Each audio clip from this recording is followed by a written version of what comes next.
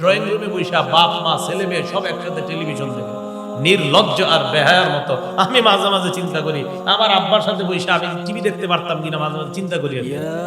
আব্বা তো মারা গেছে, তো আমি চিন্তা করি গুনাহের চ্যাপ্টারটা পরে রাখি, চিন্তা করি যে দেখতে পারতাম কিনা।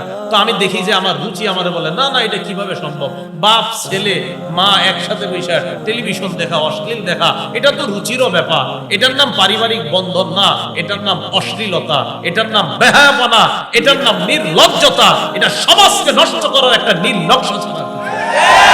ঘরে ড্রয়িং রুমে বিশাল বড় টেলিভিশন, রুচি তো নাই মানুষের, বুঝবে কিভাবে জলের গ্রান কোনটা।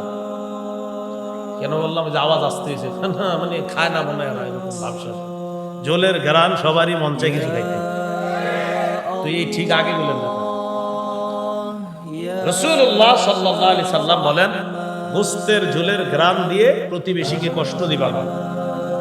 তো নবীজি বলেন তুমি ওই গোশতের ঝোল দিয়ে যখন তুমি এরকম ভাবে রান্না করবা, ঝোলটা বাড়ায়া দিবা, অন্তত যেন প্রতিবেশীকে ঝোল পাঠাইতে পারো, আমার উম্মতটা ঝোলে রুটি ভিজিয়ে ভিজিয়ে খেতে পারবে।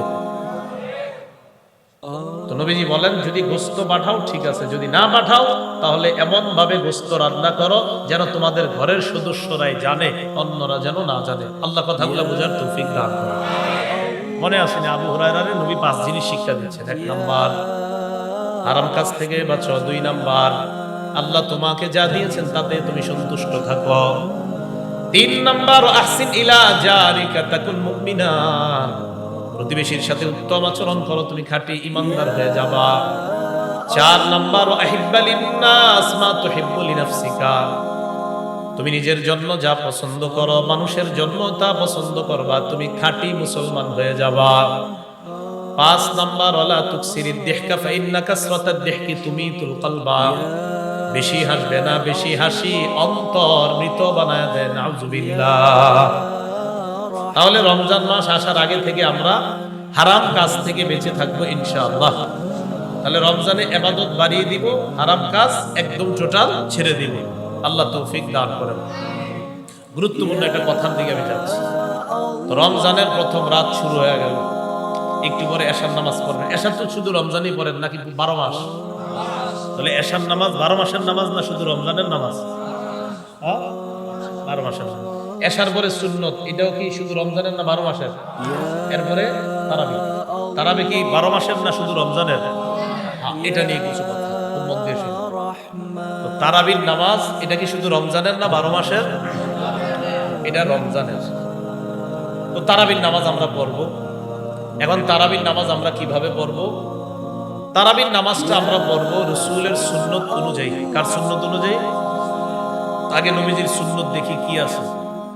সহিহ বুখারীর বর্ণনা 1129 নম্বর হাদিস।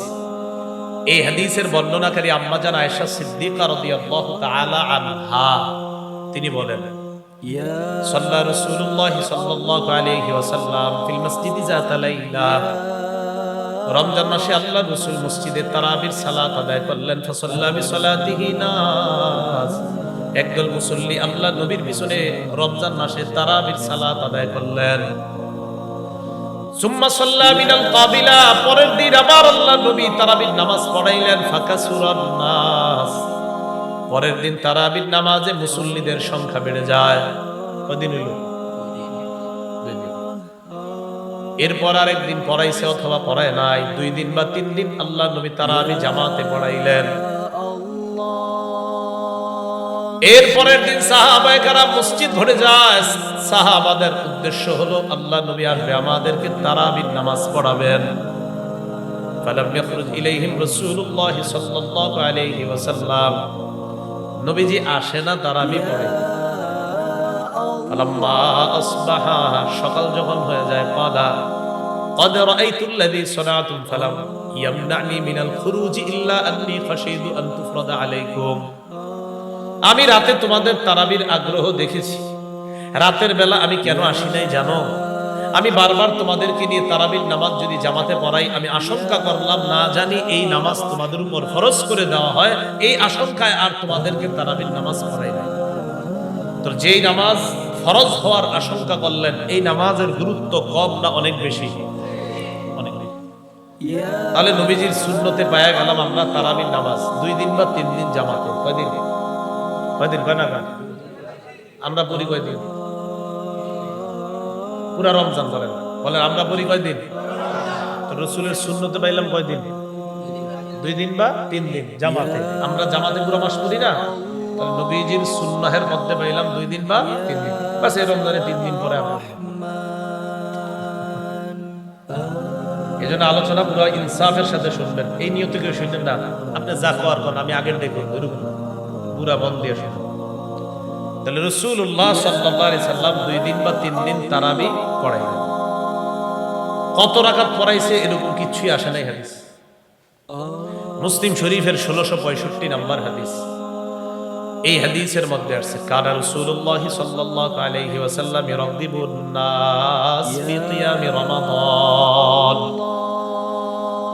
নবীজি রমজান মাসে সাহাবাদেরকে তারাবির সালাত আদায় করার জন্য গুরুত্ব দিতেন, উৎসাহ দিতেন আর বলতেন মান কামা রমাদান ঈমানান ওয়া ইহতিসাবা